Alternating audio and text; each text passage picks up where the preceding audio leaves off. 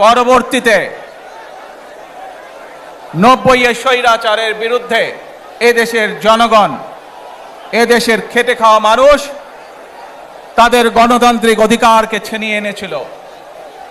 কিন্তু তারপরেও ষড়যন্ত্রকারীদের ষড়যন্ত্র থেমে থাকেনি।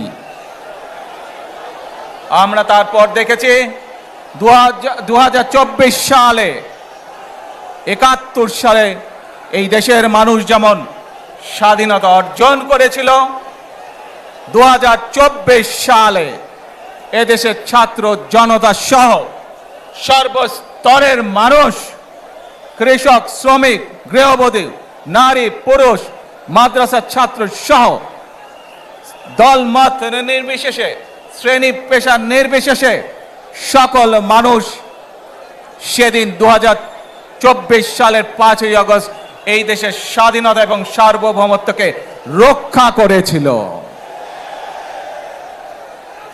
প্রিয় ভাই বোনেরা, আজ বাংলাদেশের মানুষ কথা বলার অধিকার ফিরে পেতে চায়। তারা তাদের গণতান্ত্রিক অধিকার ফিরে পেতে চায়। বাংলাদেশের মানুষ চায় তারা তাদের যোগ্যতা অনুযায়ী ন্যায্য অধিকার পাবে। প্রিয় ভাই বোনেরা, আজ আমাদের সময় এসেছে সকলে মিলে দেশ গড়ার।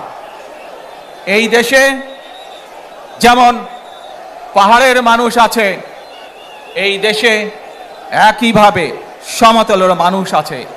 এই দেশে মুসলমান, বৌদ্ধ, খ্রিস্টান, হিন্দু সহ বিভিন্ন ধর্মের মানুষ বসবাস করে। আমরা চাই সকলে মিলে এমন একটি বাংলাদেশ গড়ে তুলব আমরা, যেই বাংলাদেশের স্বপ্ন একজন মা দেখেন, অর্থাৎ একটি নিরাপদ বাংলাদেশ আমরা গড়ে তুলতে চাই। যে বাংলাদেশে একজন নারী, একজন পুরুষ, একজন শিশু যেই হোক না কেন নিরাপদে ঘর থেকে বের হলে নিরাপদে ইনশাআল্লাহ ঘরে আবার ফিরে আসতে পারে। প্রিয় ভাই বোনেরা, এই দেশের জনসংখ্যার অর্ধেক নারী, 4 কোটিরও বেশি তরুণ প্রজন্মের সদস্য, 5 কোটির মতন শিশু, 40 লক্ষের মতন প্রতিবন্ধী মানুষ রয়েছেন, কয়েক কোটি কৃষক, শ্রমিক রয়েছেন। এই মানুষগুলোর একটি প্রত্যাশা আছে এই রাষ্ট্রের কাছে, এই মানুষগুলোর একটি আকাঙ্ক্ষা আছে এই দেশের কাছে। আজ আমরা সকলে যদি ঐক্যবদ্ধ হই, আজ আমরা যদি সকলে প্রতিজ্ঞাবদ্ধ হই, তাহলে আমরা এই লক্ষ কোটি মানুষের সেই প্রত্যাশাগুলো পূরণ করতে পারি ইনশাআল্লাহ। প্রিয় ভাই বোনেরা, 71 সালে আমাদের শহীদরা নিজের জীবন উৎসর্গ করেছিলেন এই রকম একটি বাংলাদেশ গঠনের জন্য। বিগত 15 বছর স্বৈরাচারের বিরুদ্ধে শত শত হাজারো গুম খুনের শিকার হয়েছে শুধু রাজনৈতিক দলের সদস্য নয়, নিরীহ মানুষের প্রতিবাদ করতে গিয়ে অত্যাচার নির্যাতনের শিকার হয়েছে, জীবন দিয়েছে। 2024 সাল মাত্র সেদিনের ঘটনা। কিভাবে আমরা দেখেছি আমাদের তরুণ প্রজন্মের সদস্যরা কিভাবে নিজের জীবন উৎসর্গ করেছে দেশের এই স্বাধীনতা এবং সার্বভৌমত্বকে রক্ষা করার জন্য। প্রিয় ভাই বোনেরা, কয়েকদিন আগে এই বাংলাদেশের 24-এর আন্দোলনের এক সাহসী প্রজন্মের এক সাহসী সদস্য ওসমান হাদিকে হত্যা করা হয়েছে। ওসমান হাদি শহীদ হয়েছে। প্রিয় ভাই বোনেরা, ওসমান হাদি চেয়েছিল এই দেশের মানুষের জন্য গণতন্ত্র প্রতিষ্ঠিত হোক, এই দেশের মানুষের গণতান্ত্রিক অধিকার প্রতিষ্ঠিত হোক, এই দেশের মানুষ তাদের গণতান্ত্রিক এবং অর্থনৈতিক অধিকার ফিরে পাক। আজ 24-এর আন্দোলনে যারা শহীদ হয়েছেন, ওসমান হাদি সহ 71-এ যারা শহীদ হয়েছেন, বিগত স্বৈরাচারের সময় বিভিন্নভাবে খুন গুমের শিকার হয়েছেন, এই মানুষগুলোর রক্তের ঋণ যদি শোধ করতে হয়, আসুন আমরা আমাদের সেই প্রত্যাশিত বাংলাদেশ গড়ে তুলব, যেখানে আমরা সকলে মিলে কাজ করব, যেখানে আমরা সকলে মিলে আমাদের প্রত্যাশিত বাংলাদেশকে গড়ে তুলব। প্রিয় ভাই বোনেরা, বিভিন্ন আধিপত্যবাদ শক্তির গুপ্তচরেরা বিভিন্নভাবে ষড়যন্ত্রে এখনই লিপ্ত রয়েছে। আমাদেরকে ধৈর্যশীল হতে হবে, আমাদেরকে ধৈর্য ধারণ করতে হবে।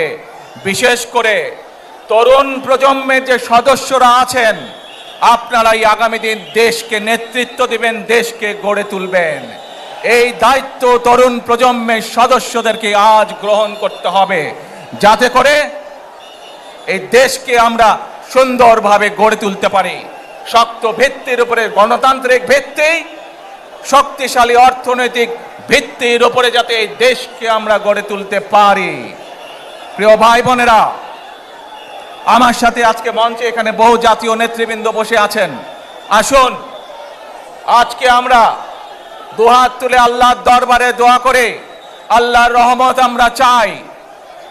যে সকল জাতীয় নেতৃবৃন্দ এই মঞ্চে আছেন, মঞ্চের বাইরে যে সকল জাতীয় আরো নেতৃবৃন্দ আছেন, আমরা সকলে মিলে এই দেশকে নেতৃত্ব দিয়ে আমাদের বাংলাদেশের জনগণের প্রত্যাশিত সেই বাংলাদেশকে আমরা গড়ে তুলতে চাই। আমাদেরকে যে কোনো মূল্যে আমাদেরকে এই দেশের শান্তি শৃঙ্খলা রক্ষা করতে হবে।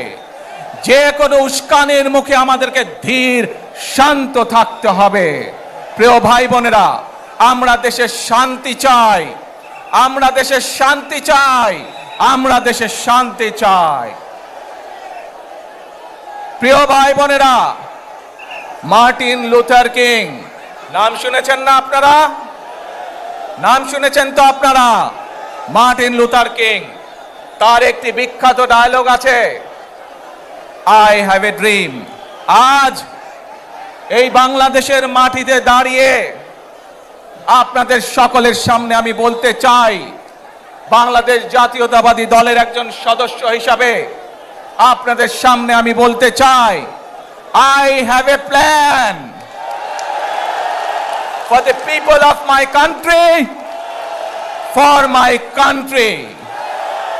আজ এই পরিকল্পনা দেশের মানুষের স্বার্থে, দেশের উন্নয়নের জন্য, দেশের মানুষের ভাগ্যের পরিবর্তনের জন্য যদি সেই প্ল্যান, সেই কার্যক্রম, সেই পরিকল্পনাকে বাস্তবায়ন করতে হয়, প্রিয় ভাই বোনেরা, এই জনসমুদ্রে যত মানুষ উপস্থিত আছেন, এই সারা বাংলাদেশে গণতন্ত্রের শক্তি যত মানুষ উপস্থিত আছেন, প্রত্যেকটি মানুষের সহযোগিতা আমার লাগবে। প্রত্যেকটি মানুষের সহযোগিতা আমাদের লাগবে। আপনারা যদি আমাদের পাশে থাকেন, আপনারা যদি আমাদেরকে সহযোগিতা করেন, ইনশাআল্লাহ আমরা আই হ্যাভ এ প্ল্যান বাস্তবায়ন করতে সক্ষম হব। আসুন আমরা আল্লাহ রব্বুল আলামিনের দরবারে হাত তুলে প্রার্থনা করি, আমরা জানো, হে রব্বুল আলামিন, হে একমাত্র মালিক, হে একমাত্র পরওয়ারদিগার, হে একমাত্র রহমত দানকারী, হে একমাত্র সাহায্যকারী, আজ আপনি যদি আমাদেরকে রহমত দেন, তাহলে আমরা এই দেশের মানুষ কঠোর পরিশ্রম করার মাধ্যমে আমাদের প্রত্যাশিত বাংলাদেশকে গড়ে তুলতে পারবো।